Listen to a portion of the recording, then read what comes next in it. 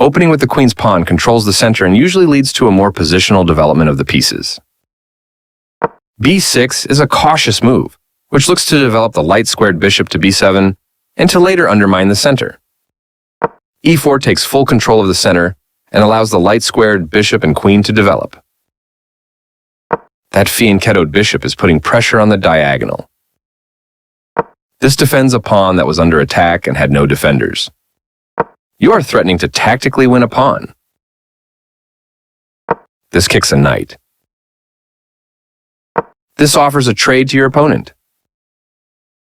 This is an equal trade. You captured back. This develops a knight off its starting square, getting it into the action. This move opens the path for your bishop to enter the game. The bishop moves forward into the game. This is called development. This move attacks your opponent's pawn chain. This strengthens white's pawn chain. You exchange pieces of equal value. Recaptures. It's good to get your bishop off of its starting square and into the action. This blocks the check from an opposing bishop. Good job stepping in to defend your bishop. The bishop is kicked by a pawn and must now move or be captured. That was a fair trade. Takes back. Castling protects your king and activates your rook.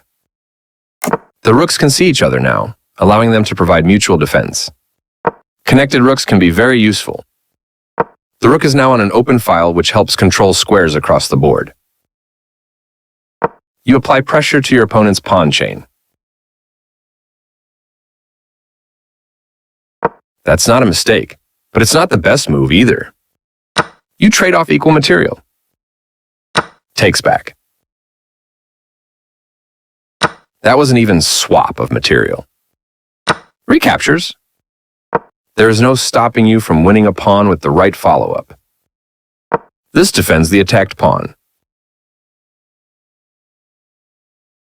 You missed an opportunity to attack a pawn chain. You permitted the opponent to kick a queen. The pawn is now adequately defended.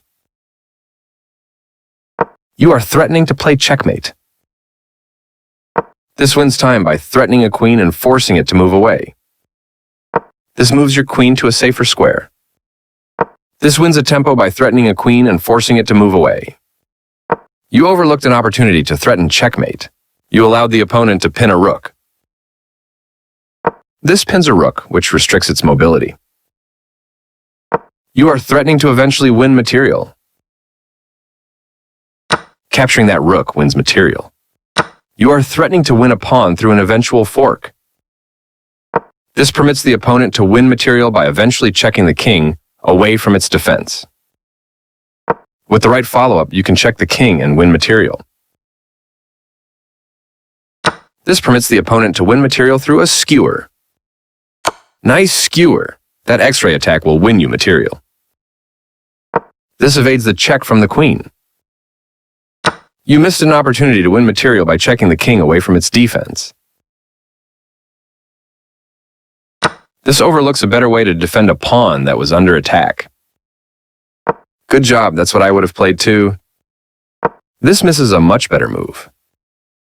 This isn't a mistake, but there was something better for you. This allows the opponent to force eventual checkmate. You missed an opportunity to force eventual checkmate. This steps away from the checking queen. Nice, definitely the right move.